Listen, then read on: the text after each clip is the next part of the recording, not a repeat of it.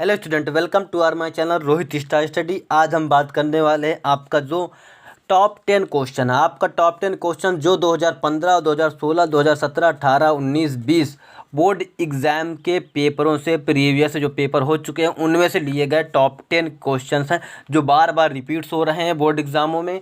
तो हम उनकी चर्चा करेंगे। क्लास 10th मैथमेटिक्स का है। तो यहाँ पे आपको मेरी जो नीड है, यहाँ पे आपको 100 सब्सक्राइबर की नीड है। और आपको कितने की नीड है? आपको 65 अंक की नीड है। और मैथमेटिक्स में ये आपकी ज़रूरत है और ये मेरी ज़रूरत है, तो दोनों ज़रूरत को आपको पूरा करना चाहिए। तो आप मेरी भी ज़रूरत पूरा करेंगे, मैं आपकी ज़रूरत ज़रूर से ज़रूर पूरा करूँगा, क्योंकि मेरे पास टॉप 10 की सीरीज़ चला रहा हूँ जिसमें सिर्फ टॉप 10 टॉप 10 टॉप 10 कम से कम ऐसे कई वीडियो लेक्चर में मैं आपका ख़त्म करवाने वाला हूँ टॉप 10 सीरीज। तो क्योंकि आपको बोर्ड एग्ज़ाम का पेपर देना है कब? 11 अप्रैल को। 11 अप्रैल को आपको पेपर देने जाना है, तो उसमें आपको ये बहुत हेल्पफुल होने वाले हैं। बिल्कुल आप निश्चित रहिए। चलिए देखते हैं। सबसे पहला क्वेश्चन देखेंगे, तो स्टार्ट करते हैं। यहाँ पे पहला क्वेश्चन देंगे, बिना लंबी विभाजन प्रक्रिया के बताइए कि निम्नलिखित शांत आवर्ती दशमलव है। यदि शांत है तो दशमलव प्रसार ज्ञात कीजिए। तो यहाँ पे आपको दिया क्या है?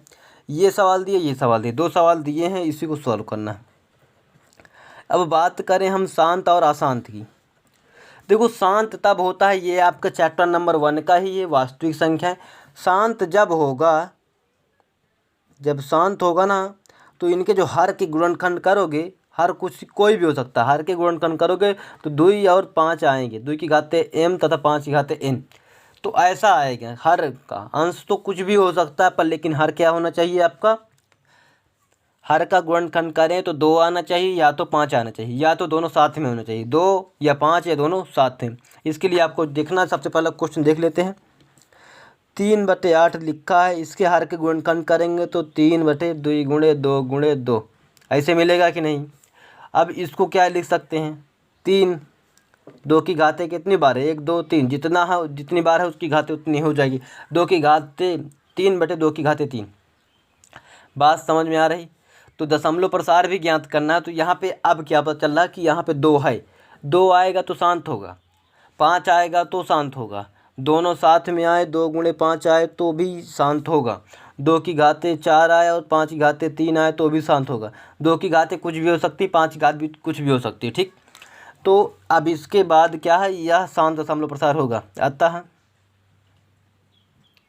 दशमलव प्रसार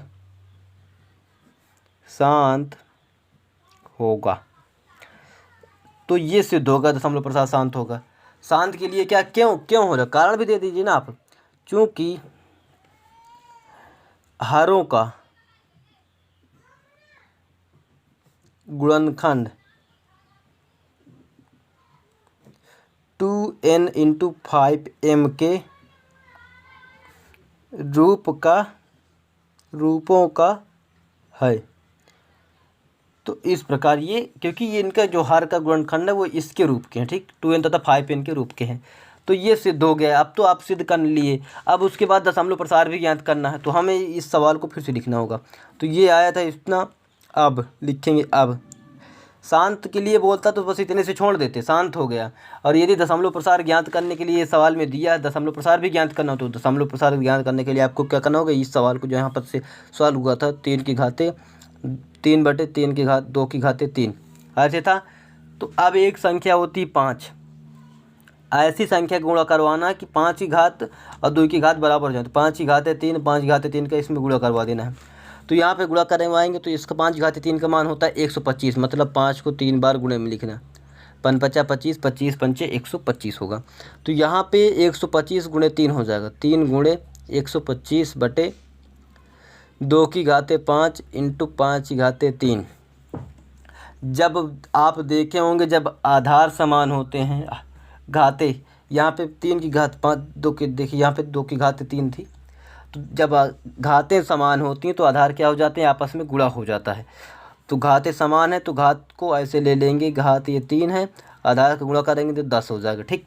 और इसका इसमें गुणा करेंगे तो कितना हो जाएगा? 5 × 15 की 5, 5 3 दूना 6 हो गया, 5 × 15 5 3 5 हो गया, 3 दूना 6, 6 1 7 हो जाएगा, और 3 × 1 = 3 हो जाएगा, 3 × 1 = 3 हो गया। और जो आपका बचा था एक, 3 दूने 6, 3 एक कम 3, 375 हो जाएगा इस प्रकार आपका। और ये देखिए यहाँ पे कितनी लिख है, 10 की घात कितनी लगी है, 3 लगी ना, तो 3 संख्याओं के बाद दशमलव लगेगा। तो ये सबसे पहले ये संख्या लिख देते हैं ऊपर वाली अंश को। अब इसमें 3 संख्या, 1 2 3, 3 संख्या होगा, 0 लगा के दशमलव लिख दिया, अतः यही दशमलव प्रसार होगा। ठीक, तो ऐसा आंसर निकालना है आपको। बात क्लियर है मेरी, समझ में आ रहा है? आपको क्या करना, 2 और 5 की घातें बराबर करनी है, हमको हर में 10 लाना है बस। हर में 10 की घातें कुछ भी हो जाए उसको लाना है, और जितने घात लग जाए 10 में उतने संख्या के बाद दशमलव लगेगा। ठीक, और यहाँ पे देखिए दूसरा क्वेश्चन है, इसके बारे में पहले चैप्टर की ये तो आप पढ़े ही होंगे अच्छी तरीके से। 129/2 की घातें 2 की घातें 2, 5 की घातें 7 और 5 की घातें 7 की घातें 5, ऐसे था। ये 7 की घातें 5 है। ठीक, 7 की घातें 5, ऐसा क्वेश्चन दिया है। अब इसमें करोगे क्या है आप, यहाँ पे देखेंगे हर का गुणनखंड ऑलरेडी किए हुए हैं, तो जब किए हुए हैं देखिए तो यहाँ पे 2 है, बात ठीक है, क्योंकि 2 और 5 होना चाहिए। 7 भी है चलेगा, नहीं 5 है चलेगा, पर 2 7 नहीं होना चाहिए। यहाँ पे 7 आ गया तो ये दशमलव प्रसार शांत नहीं होगा, अतः दशमलव प्रसार अशांत आवृत्ति है, आवर्ती है। दशमलव प्रसार अशांत आवृत्ति है, तो भाई जब शांत होगा तभी दशमलव प्रसार निकलेगा। अशांत का मतलब समझते हैं ना, कभी ख़त्म ही ना होने वाला। जैसे 1 है 0.3 4 5 6 7 8 9 6 3 2 1, ऐसे जब कभी भी नहीं ख़त्म होने वाला। दशमलव के बाद कभी भी भाग देते चले जाएंगे तो ख़त्म ना होने वाला होता है। तो इसका दशमलव प्रसार कैसे ज्ञात कर पाएंगे? ठीक, तो इसका दशमलव प्रसार ज्ञात कर सकते क्योंकि ये शांत था, अशांत का नहीं निकाला जा सकता। तो ये आपका बात क्लियर हुआ। तो चलिए अब क्वेश्चन नंबर दूसरे को देखते हैं। इस क्वेश्चन को देखने से पहले मैं एक फार्मूला बता दूं आपका। कभी भी दो संख्याओं का एक फार्मूला होता है, दो संख्याओं का गुणनफल बराबर HCF, क्या होता है HCF गुणे LCM, HCF गुणे LCM होता है। ठीक, दोनों संख्या जैसे यहाँ पे 306 है और 656 है, 657 है, इनका गुणा कर देंगे और HCF जो LCM निकलेगा उनका गुणा कर देंगे तो आपका क्या हो जाएगा, दोनों बराबर होंगे। ये आपका फार्मूला होता है, इसी फार्मूले का यूज करना है यहाँ पे। तो सर जी चलिए सॉल्व कर लेते हैं यहाँ पर भी।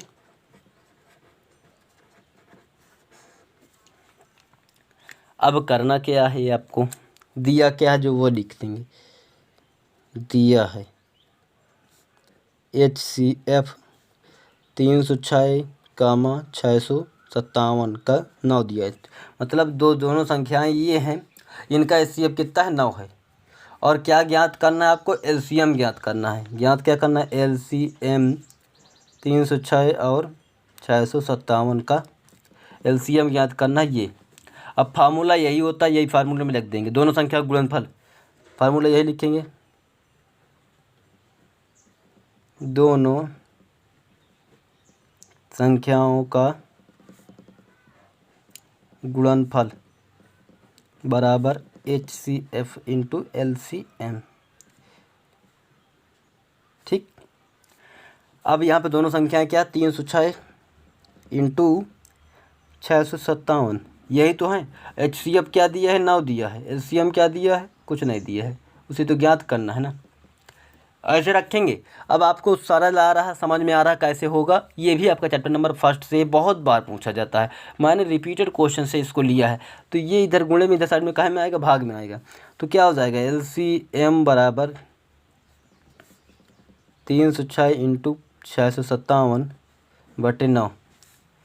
इसको इसमें भाग देंगे, इसमें देख देते हैं, तो 9 त्रिक को 27, ठीक, 9 त्रिक को 27, 3 आ गया, 9 चौक 36, ये 34 आपका आएगा।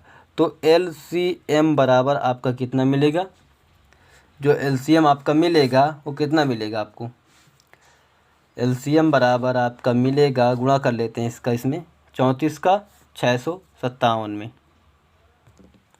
जब 34 और 657 का गुणा करेंगे तो 22,338 आपका आएगा। कितना आएगा आंसर? 22,338। तो यही आपका क्या हो जाएगा? एलसीएम हो जाएगा। यही ज्ञात करना था आपको, तो आसानी से हो गया। बिल्कुल सरल क्वेश्चन है, सिर्फ आपको क्या याद करना है? ये फार्मूला याद करना है और टेक्निक यूज कर देनी है ये वाली, ठीक। और यहाँ पे देखिए दूसरा सवाल क्या है? दो संख्या, तीसरा सवाल है ये आपका, दो संख्याओं का अंतर 26 है और एक संख्या दूसरी संख्या की 3 गुनी है, उन्हें ज्ञात करना है। अब सॉल्यूशन करेंगे हम, ठीक। एक संख्या दूसरी संख्या, तो माना पहली संख्या मान लेते हैं, माना पहली संख्या बराबर x, ठीक, तथा दूसरी संख्या बराबर y हो जाएगा, ठीक। और यहाँ पे केस नंबर फर्स्ट या प्रथम शर्त के अनुसार भी डाल सकते हैं। तो क्या बनेगा? दोनों संख्याओं का अंतर 26 है। दोनों संख्या मतलब x माइनस वाई बराबर कितना हो जाएगा? 26 हो जाएगा। दोनों संख्या यही तो हैं, 26 है। ये समीकरण फर्स्ट हो जाएगी। या तो अब आपको मालूम नहीं भाई कि ये दोनों संख्याएं वही हैं। अब मान लीजिए पहली संख्या 106 है और दूसरी संख्या कितना है? 12 है।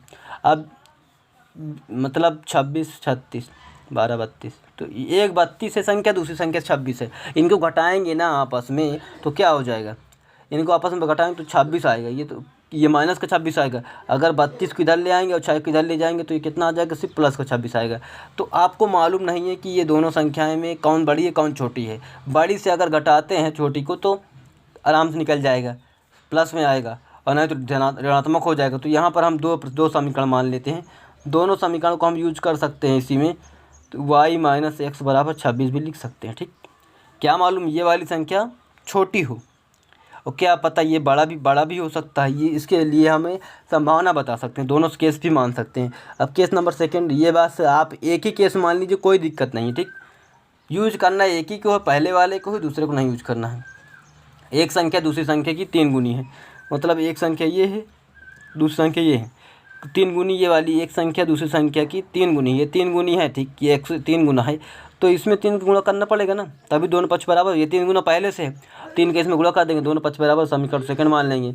अब क्या करेंगे? समीकरण सेकंड में x का मान दिया, इसको समीकरण फर्स्ट में रख देंगे। समीकरण सेकंड का मान समीकरण फर्स्ट में रखने पर, अब इसको यहाँ पे पुटअप कर देते हैं। देखिए x बराबर कितना रखना? 3y। यहाँ पे x है वहाँ पे 3y, तो यहाँ पे x की जगह क्या लिखेंगे? 3y माइनस y बराबर 26। तो ये यहाँ से घटेगा तो कितना आ जाएगा? 2y बराबर कितना हो जाएगा? 26 हो जाएगा। और यहाँ पे y बराबर कितना आ जाएगा? 13। कैसे आएगा? जब इसको 2 से भाग दिया जाएगा 13 में, ठीक। y बराबर कितना आ जाएगा? 13 आ जाएगा, आपको पता है। अब y का मान कहाँ रख देंगे? y का मान यहाँ पे अलग से पेज यूज कर रहे हैं, का मान समीकरण सेकंड में रख दीजिए। सेकंड में रखने पर जब आपको कहेगा प्रतिस्थापन विधि से हल करना है तो प्रतिस्थापन से याद करना, जो विलोपन से कहेगा विलोपन से हल करना है, और वाजुगुणन से कहेगा तो वाजुगुणन से हल करना है। तो वही आपको जो कहेगा वही से करना है। और यहाँ पे अगर न कहे कि किससे हल करना, तो आपको विलोपन विधि से हल कर देना, बहुत आसान होता है विलोपन विधि, ठीक। उससे भी आसान होता है वज्रगुणन। नहीं आता तो भाई मेरे चैनल पर जाकर देख लीजिए, 5 मिनट की वीडियो में टोटल खेल समझा दिया हूँ कि वज्रगुणन विधि क्या खेल होती है, बिल्कुल आसानी से। y का मान समीकरण सेकंड में रखने पर, y का मान समीकरण सेकंड में रख दिए। समीकरण सेकंड ये है x माइनस 3, y का मान कितना? 13 है ना, 13 यहाँ पे रख देंगे तो x बराबर क्या होगा? 3900 आएगा ना, ठीक। x और y के मान आ गए। अतः वह संख्याएं या वे संख्याएं क्रमशः 39, 13 होंगी। 39 क्योंकि x का मान पहले फिर y का मान बाद में। और यहाँ पे बोर्ड एग्जाम में यदि लिख रहे हैं तो आप ऐसे इसको अंडरलाइन कर देना पर, बट यार स्केच मेरा वाला नहीं यूज कर लेना, ठीक। जितने भी स्टूडेंट्स हैं मेरा वाला स्केच नहीं यूज करना, क्योंकि ये कलर स्केच नहीं मानने हैं वहाँ पे। आप ब्लू और ब्लैक ही यूज कर सकते हैं। क्वेश्चन नंबर चौथे को देखते हैं। टॉप 10 क्वेश्चन देखने हैं आपको, देख लीजिए। द्विघात समीकरण 3x² minus 2 under root 6x plus 2 बराबर या इक्वल 0, इसके मूल ज्ञात कीजिए। यहाँ पे इसके रूट्स ज्ञात करने के, रूट्स मतलब मूल। तो रूट्स ज्ञात करने के लिए आपको कौन सा फार्मूला यूज करना होता है? आप सीधाधाराचार्य विधि के लगा सकते हैं, पूर्ण वर्ग विधि लगा सकते हैं, कोई भी विधि लगा सकते हैं, पर लेकिन हम इसको द्विघात गुणनखंडों रूप से निकालेंगे, ठीक। क्योंकि ये आपको केस बहुत ज़्यादा मिलता है, ऐसे क्वेश्चन बहुत प्रकार से आ जाते हैं। तो सबसे पहले क्या करते हैं, इस सवाल को पूरा पूरा नोट कर लेते हैं।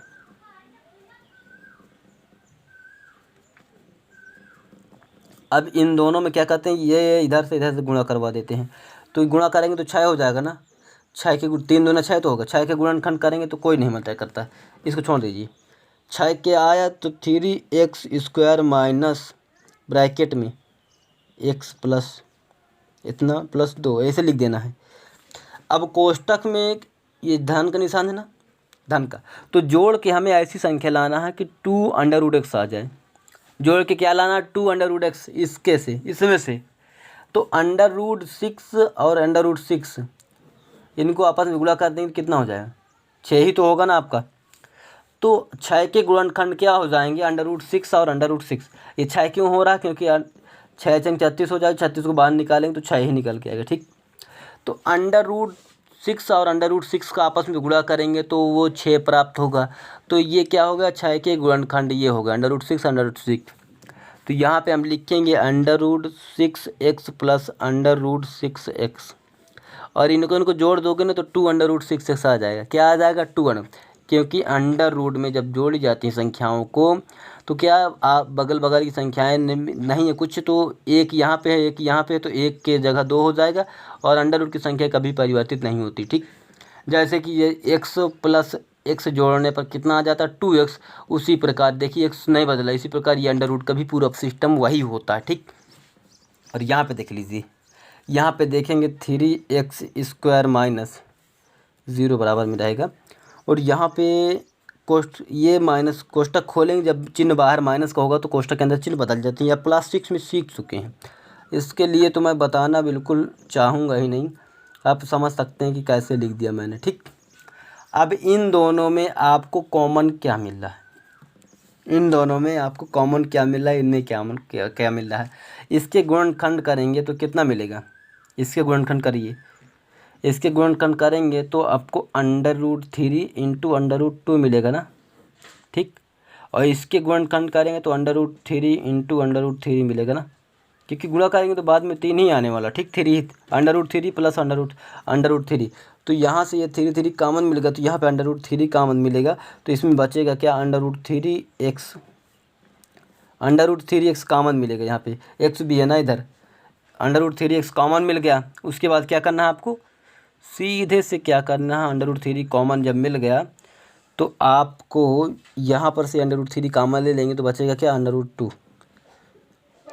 x तो ले लिया गया ना, और यहाँ पे दोनों में कॉमन क्या मिल रहा है, इसमें मिलेगा √2। x तो मिलने वाला नहीं क्योंकि इसमें x नहीं है, तो √2 इसमें से कॉमन लेंगे तो बचेंगे क्या, √3x मिलेगा। और यहाँ पे अगर ये यहाँ पे चिन्ह काहे का लगेगा, माइनस का लगेगा, ठीक, क्योंकि इन दोनों कोष्टकों के चिन्ह माइनस पे बराबर होने चाहिए, जैसे होने चाहिए, ठीक। तो यहाँ पे इन दोनों कोष्टक के चिन्ह बराबर हो गए, माइनस लगेगा। और यहाँ पे देख लीजिए, इसमें से अगर √2 कॉमन ले लेंगे तो कितना बचेगा, √2 ही तो बचेगा। बात समझ में आ रही है मेरे, वो पैटर्न यूज करना है आपको। तो आपको यहाँ पर देखिए, ये कोष्टक दोनों समान हो गए, इनको एक पास लिख देना, √3x माइनस √2, इसको एक ही जगह पर लिख दिया गया। अब जो नहीं मिल रहा है, जैसे ये √3 और ये x माइनस √2 बराबर 0, दोनों बिल्कुल रूट सेम है, और इनको सॉल्व कैसे कर लेंगे, अब करेंगे इसको एक बार 0 के बराबर रख देंगे, फिर एक बार इसको 0 के बराबर रख, तो यहाँ पे रखें कैसे, तो देख लीजिए √3x माइनस √2 बराबर 0, तो √3x बराबर प्लस का √2, इधर माइनस में था उधर साइड में काहे में जाएगा, प्लस में जाएगा ना, इधर माइनस है उधर साइड में काहे में जाएगा, प्लस में जाएगा। और यहाँ पे ये इधर गुणे में उधर साइड में भाग में जाएगा, तो ये कितना हो जाएगा, √2/√3। ऐसे भी लिख सकते हैं, क्योंकि अलग अलग अंडर रूट लगाना नहीं उचित है, एक साथ अंडर रूट लगाइए और लिखेंगे, इसका करेंगे इसी प्रकार। √3x √2 बराबर 0। इसमें भी उसी प्रकार ले जाएंगे तो 3x बराबर √2, तो x बराबर √2/3। तो ये आपके क्या हो जाएंगे, दोनों रूट्स हो जाएंगे, पहला मूल ये, दूसरा मूल ये आप लिखेंगे। ठीक, बिल्कुल आसान है ना आपके लिए, देख लीजिएगा, बिल्कुल आसान क्वेश्चन था आपके लिए। क्या करना था, इनके गुणनखंड करने थे, देख लेना आप। अब चलिए क्वेश्चन नंबर 5 के देखते हैं। दो ऐसी संख्याएं जिनका योग 27 है और गुणनफल 182 हो, योग कितना हो, 127 हो और गुणनफल 182 हो, वो संख्याएं ज्ञात करनी। सॉल्यूशन करेंगे। देखिए दो संख्याएं ऐसी हो सकती हैं, माना पहली संख्या मान लेंगे, माना पहली संख्या बराबर x, तो दूसरी संख्या क्या होगी, दूसरी संख्या बराबर क्या होगी, 27 - x। कैसे हुआ, देखो दोनों संख्याओं का अगर मतलब आपके पास 20 गोलियां हैं, अब मैं गोलियों से सिखाता हूँ, कंचे आपके पास हैं, 20 कंचे हैं आपके पास, कितने, 27 कंचे मान लीजिए, और आपको पता चला कि आपके दोस्त के पास x कंचे हैं, तो आप समझ सकते हैं दोनों दो दोस्त हो, दोनों के पास कितने मिलाकर 27 कंचे हैं।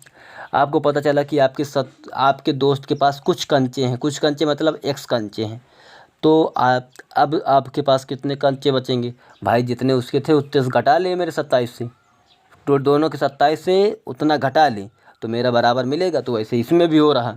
और यहाँ पे अब प्रथम शर्तानुसार मतलब प्रश्नानुसार कर देंगे, क्या प्रश्नानुसार, तो प्रश्नानुसार करेंगे तो यहाँ पे देखिए दोनों संख्या को देखिए, गुणनफल कितना दिया है, 182 दिया ना, गुणनफल कितना दे रहा है देख लीजिएगा, 182 दिया है उधर साइड। ठीक, 182 गुणनफल है, तो अब इनका दोनों का गुणनफल कितना है, 182 ना, x 27 - x बराबर कितना है, 182।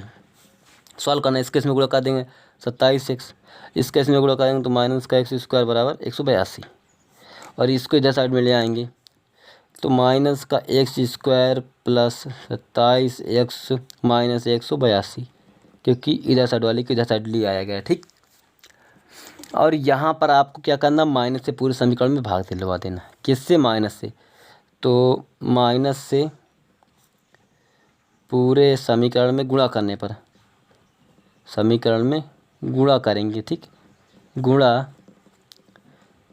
करने पर पूरे समीकरण में जब गुणा करवा देंगे तो ये आपका ये माइनस वाला क्या हो जाएगा, प्लस हो जाएगा, और ये माइनस जो प्लस था वो माइनस हो जाएगा, और जो प्लस माइनस था वो प्लस हो जाएगा, या ऐसे आ जाएगा आपका। ठीक, और यहाँ पे आपको क्या करना है, इसका इसमें गुणा करवा देना। एक है यहाँ पे 82, 182 के हमको करने हैं गुणनखंड, 2 9 1, और यहाँ पे 7 से काटेंगे तो कितना आएगा, 13 से काटेंगे तो 1 13 7 91। ठीक, ऐसे आएगा। तो आपको क्या करना है, जोड़ कर, ये धन का निशान है, जोड़ कर 27 लाना है इसमें से।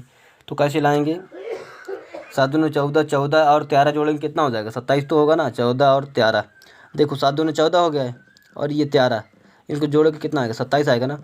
तो x² बराबर, यहाँ पे माइनस लगा दिया गया। अब कोष्टक में क्या लिखना है, 14x प्लस 13x प्लस 182, ठीक, बराबर 0। अब इसका कोष्टक खोलना है, तो बाहर माइनस लगा तो अंदर के चिन्ह क्या हो जाएंगे, परिवर्त हो जाएंगे। जो धन में था वो ऋण में, जो ऋण में था वो धन में। ठीक, अब यहाँ पर से दोनों में कॉमन लेंगे, यहाँ पे कॉमन लेंगे तो x बस कॉमन मिल रहा है, तो x - 14 बचेगा कि नहीं, माइनस लिया, और यहाँ पे भी कॉमन ले रहे हैं, यहाँ पे कॉमन लेंगे तो आपको 13 कॉमन मिलेगा, क्योंकि 182 में 13 कॉमन ले लिया जाएगा तो बचेगा कितना, 182 13 ले लिया गया। ठीक, तो बचेगा क्या, 14, 7 दूनी 14 थे। ठीक, तो यहाँ पे x प्लस x - 14 बचेगा, क्योंकि हमें ये कोष्टक दोनों को बराबर करना होता है। x - 14 बराबर 0 हो जाएगा। और यहाँ पे आपको इसको सॉल्व कर लेना। कैसे सॉल्व करेंगे, ये दोनों कोष्टक बराबर मिला तो x - 14 और x - 13 बराबर 0। और यहाँ पे अब नाउ क्या करेंगे, अब क्या करेंगे हम, यहाँ पे x - 14 बराबर 0 रखेंगे एक बार की, और x - 13 बराबर 0 रख देंगे। तो x बराबर कितना आ जाएगा, 14 आ जाएगा प्लस का, और ये भी x बराबर माइनस का 13 आ जाएगा, मतलब प्लस का ही 13 आ जाएगा। ठीक, तो ये दोनों संख्याएं होंगी, इनका अगर यदि योग करेंगे तो कितना आएगा, 27 आएगा ना, और इनका यदि गुणा करेंगे तो कितना आएगा, 182 आएगा। उस जो समीकरण में अगर ऐसा हो रहा तो आपका सवाल सही है, तो गलत भी हो सकता है। ठीक, तो शर्तें आपकी मंजूर होनी चाहिए। ठीक, और चलिए क्वेश्चन नंबर 6 देखते हैं। यहाँ पे देखिए, दो क्रमागत धनात्मक पूर्णांक ज्ञात कीजिए जिनके वर्गों का योग इतना है। सॉल्यूशन, दो क्रमागत धनात्मक विषम पूर्णांक, दो क्रमागत धनात्मक पूर्णांक होने चाहिए, क्रमागत धनात्मक भी होने चाहिए। ठीक, तो यहाँ पे पहला तो मान लीजिए जैसे x मान लिया, तो दूसरा क्रमागत इसके बाद नेक्स्ट वाला क्या होगा, x+1 ही तो होगा ना, धनात्मक होगा ना, अच्छी तरीके से धनात्मक भी होगा और क्या होगा, पूर्णांक भी होगा, धनात्मक पूर्णांक। ठीक, तो धनात्मक पूर्णांक यही है x और x+1। ठीक, अब देखेंगे यहाँ पे, करिए यहाँ पे धनात्मक मान लेंगे, माना दो क्रमागत धनात्मक पूर्णांक बराबर x(x+1). ठीक, ये दोनों हो जाएंगे आपके, ये होते हैं। ठीक, अब इनके वर्गों का योग कितना है, 365 है। सॉल्यूशन करेंगे या प्रश्नानुसार बोलेंगे, इनके वर्गों का योग, इनका पहले वर्ग कीजिए, x का वर्ग और प्लस x+1 का वर्ग, योग दोनों को जोड़ दिया गया, कितना है, 365 है। अब सॉल्व करेंगे, देख लीजिए आप। अब इसका वर्ग कर दिए तो ये x² हो गया, यहाँ पे वर्ग का निशान लगाना चाहिए, और प्लस इसका वर्ग करेंगे तो a+b² का सूत्र लगेगा, तो x² + 1 + 2ab मतलब 2x बराबर 365। ये आपको आना चाहिए, a+b² का सूत्र का यूज किया गया है। ये जुड़ के कितना हो जाएगा, 2x², और ये जुड़ के ये ऐसे ही रहेगा 2x, और ये 1 को प्लस वे 1 और ये 365 की इधर ले आएंगे तो ये माइनस में आ जाएगा बराबर 0, और यहाँ पे 2x² + 2x, इससे घट जाएगा ना, प्लस माइनस माइनस तो घटाएंगे तो माइनस का कितना आएगा, 364 आएगा बराबर 0। अब यहाँ पे देखिए, दो यहाँ पे, दो यहाँ पे, दो यहाँ पे भी मिल जाएगा, तो क्या करेंगे, दो का पूरे समीकरण में भाग करवा देंगे। अब तो यहाँ पे लिखेंगे 2 से भाग करने पर,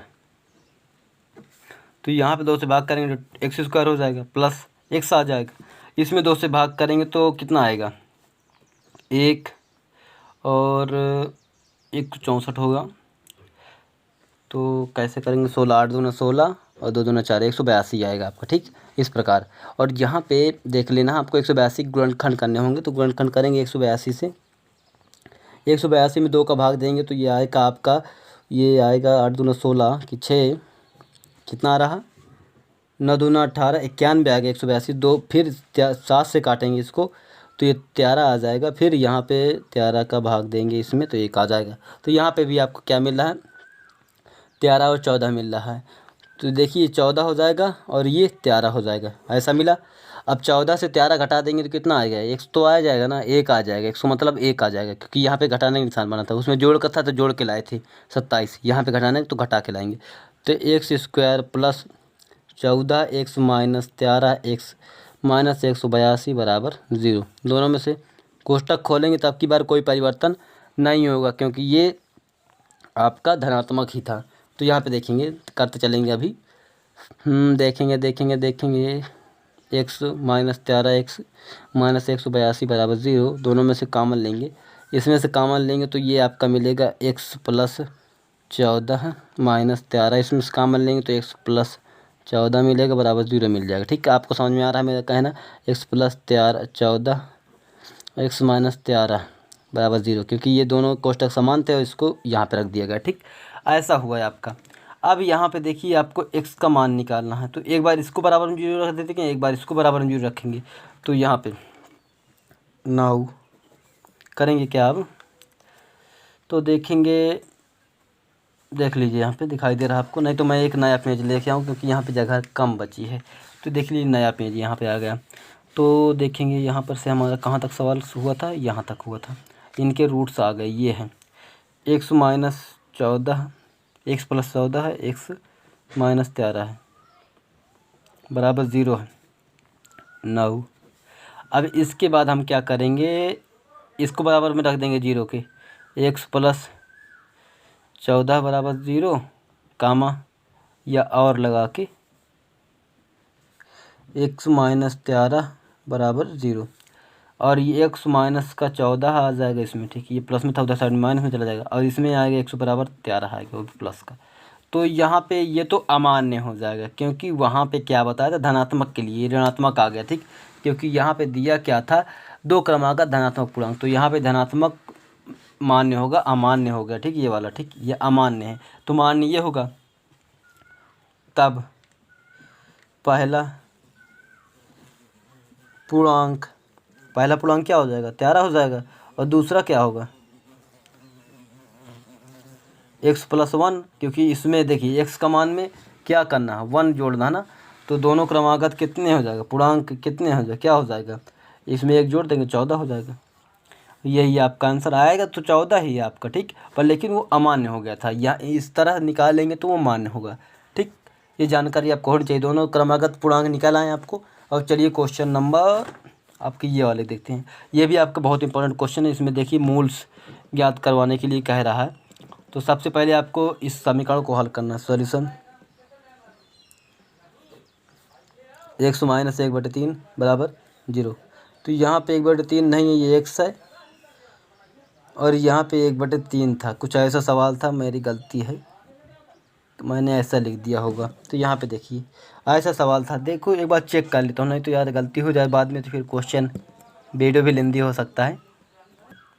देख लिया गया, तो यहाँ पे सिर्फ 3 था, अब गलती यही थी, अब 1/3 कर देते तो यही सब गलती हो जाती है, x माइनस 1 x बराबर 3, ठीक। और यहाँ पे इन दोनों में से एलसीएम ले लेंगे, x आ जाएगा, ठीक, और x इसमें भाग देंगे, इसमें तो x बार जाएगा ना, x बार में कट जाएगा x, तो इसमें एक्स स्क्वायर मिलेगा, और यहाँ पे इसके इसमें भाग देंगे तो 1 बार जाएगा, 1 के 1 में गुणा करेंगे तो 1 ही है, 1 बराबर 3, इस केस में गुणा करवा देंगे एक्स स्क्वायर माइनस 1 बराबर 3x, ये इधर पक्षांतर कर लेंगे तो x square minus 3x minus 1 बराबर 0। अब इसको कौन सा सीधी धारा 4 विधि से लगाना है, कौन सी विधि से, सीधी धारा 4 विधि से। एक सूत्र होता है minus B plus minus under root B square minus 4ac बटे 2a, ये फार्मूला होता है x बराबर। अब यहाँ पे जो b का मान हो, a का मान यहाँ पे होगा, b का मान यहाँ पे होगा, c का मान यहाँ पे होगा। तो a का मान देखिए, b का मान कितना है, माइनस का 3 है, ठीक, यहाँ पे a b c, तो a का मान कितना है, माइनस का 3 है, तो माइनस का 3, ये पहले से माइनस लगा तो माइनस माइनस क्या हो जाएगा, प्लस का 3 आ जाएगा, प्लस माइनस फिर प्लस माइनस फिर अंडर रूट बी स्क्वायर मतलब 3 का वर्ग, तो 9 आ जाएगा ना, 3 3 को 9, ठीक, माइनस 3 का वर्ग, तुम 3 देखिए किसी संख्या का वर्ग करेंगे ना तो वो क्या आ जाएगा, धनात्मक आता है, क्यों आता है, क्योंकि 3 गुणे 3 बराबर 9 आ जाएगा, ये प्लस का क्यों आ है, क्योंकि माइनस माइनस प्लस हो जाता है। किसी संख्या का वर्ग जो होता है ये कभी भी ऋणात्मक नहीं हो सकता, ये एक प्रमेय होती है आपकी, किसी संख्या का वर्ग कभी भी ऋणात्मक नहीं होता, धनात्मक ही होगा, चाहे वो कैसी भी संख्या हो सकती है, वो समिश्र संख्या बस ना होनी चाहिए, मतलब कॉम्प्लेक्स नंबर, ये आपके इसके बारे में नहीं, ये आपको क्लास 11th में सीखना होगा, सम्मिश्र संख्या, क्योंकि यही सवाल सम्मिश्र संख्या में भी यूज होने वाला है आपका क्लास 11th में, तो आपको पढ़ना अच्छी तरीके से इसको। देख लीजिए माइनस 4ac, 4 है, a का मान कितना, 1 ही है, तो 1 हो जाएगा, c का मान कितना है, माइनस का 1 है, तो माइनस का कितना आ जाएगा, 4 आ जाएगा ना, तो माइनस का 4 यहाँ पे आ जाएगा, माइनस का 4, तो कोष्टक खोलेंगे तो प्लस हो जाएगा, तो पहले से प्लस लगा देते हैं ना, तो प्लस का 4 बटे 2 है, a का मान कितना है, 1 है, तो 2 बसाया जाएगा, बराबर करेंगे तो 3 प्लस माइनस इसका जोड़ लेंगे तो 9 और 4 13 बटे 2, एक बार धन लेने पर एक बार ऋण ले लेते हैं तो यहाँ पे निकल आए, तो x बराबर एक बार क्या है, धन लेने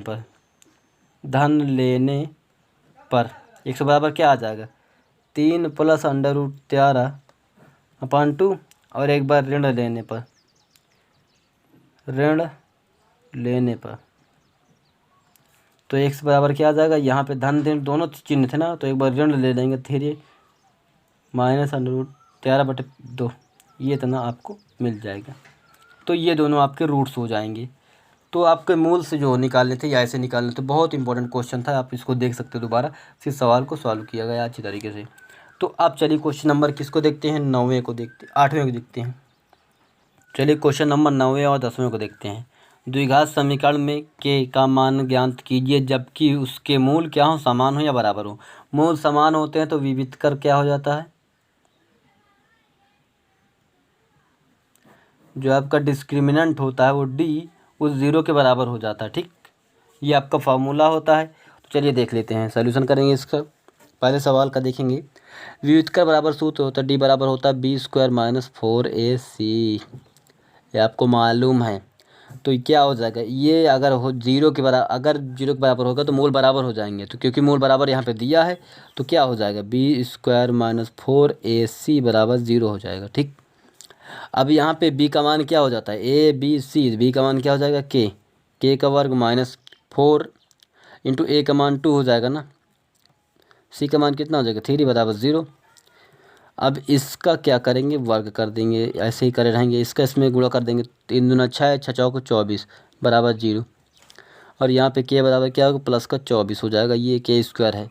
अब यहाँ पे स्क्वायर है, इसका स्क्वायर ऐसे रखेंगे, ये स्क्वायर उधर साइड में अंडर रूट में चला जाएगा, 24 हो जाएगा। तो ये 24 कहाँ से निकलेगा आपको, 12 6, तो ये आपको मिलेगा, ये इस प्रकार आपको मिलेगा 2 प्लस माइनस क्या हो जाएगा 2√6 आपको मिलेगा, क्योंकि 24 के गुणनखंड करेंगे तो आपको कैसे मिलेगा, 24 के गुणनखंड करते हैं तो आपको 2 गुणे 3 मिलेगा, 3 दूना 6, 7 दूना 12 24 ऐसे तो मिलेगा ना। तो यहाँ पे 2 तो बाहर निकल आएगा, ये 3 दूना 6 आपका अंडर रूट में रहेगा। ठीक, इस प्रकार ये सवाल हो जाएगा। इसमें भी आपका क्या मूल बराबर है, सबसे पहले इसमें ए और बी का मान नहीं निकाला जा सकता, तो अभी क्या करना है, इसका गुणा करवा देना है, इसका इसमें गुणा करवा देना है, k² हो जाएगा ना, इसमें गुणा करवा देंगे तो k² इसमें गुणा करवा देंगे तो क्या हो जाएगा, आपका, थोड़ा जूम इन कर देते हैं, देख लीजिए, यहाँ पे इसमें गुणा करवा देंगे तो -2kx हो जाएगा ना, और यहाँ पे +6 रहेगा, क्योंकि ये इसका गुणा इसी में बस में होना चाहिए। ये कौन विधि है, वितरण विधि होता है गुणा करने की, इसमें सभी को वितरण होता है, थोड़ा थोड़ा पार्ट। यहाँ पे देखिए आपको करना क्या है, अब व्युत्क्रम निकाल लेना ना, b² बराबर d बराबर नहीं b² - 4ac बराबर 0, और यहाँ पे b क्या है -2k, इसका वर्ग -4, a का मान k है, ठीक, c का मान 6 बराबर 0, और यहाँ पे इसका वर्ग करेंगे तो कितना हो जाएगा 4k वर्ग, क्योंकि किसी संख्या का वर्ग ऋणात्मक नहीं हो तो धनात्मक हो जाएगा, और इसका इसमें गुणा कर देंगे तो कितना हो जाएगा 6 चौक 24k बराबर 0। इन दोनों में से क्या मिल रहा है, पहले तो पूरे समीकरण में 4 से भाग करवा देंगे तो k² - 6k बराबर 0। इन दोनों में हमें कॉमन मिल रहा है, आपको k कॉमन मिला तो k कॉमन ले लीजिए, k - 6 बराबर 0 हो जाएगा। ठीक, तो k को उधर साइड में कहाँ पक्षांतर कर देंगे तो ये इधर साइड में भाग में चला जाएगा, तो 0/k का मतलब क्या हो जाता है, 0 ही मान होगा, तो k - 6 बराबर 0 प्राप्त होगा, और k बराबर कितना प्राप्त होगा 6, तो ये आपका सही ऑप्शन होगा, k बराबर 6 आपका सही ऑप्शन होगा। तो इस प्रकार आपके 10 के 10 क्वेश्चन कंप्लीट हुए, क्योंकि ये 9वां क्वेश्चन था, इसके बाद ये 9वां, ये 10वां, इस प्रकार कंप्लीट हुए। तो इसके बाद भी टॉप 10 सीरीज आने वाले, तो उसके लिए क्या करना, आपको चैनल को सब्सक्राइब करके रखना है। ठीक, कुछ ही स्टूडेंट होंगे जो लास्ट तक देख रहे होंगे वीडियो, जो लास्ट तक देख रहे हैं वो कमेंट करके अपना नाम बताएंगे। ठीक, और अगले वीडियो में मैं उनका नाम जरूर बताऊँगा कि मेरा ये स्टूडेंट्स हैं, मेरे सबसे प्रिय स्टूडेंट्स हैं। चलिए मिलते हैं फिर नए वीडियो में।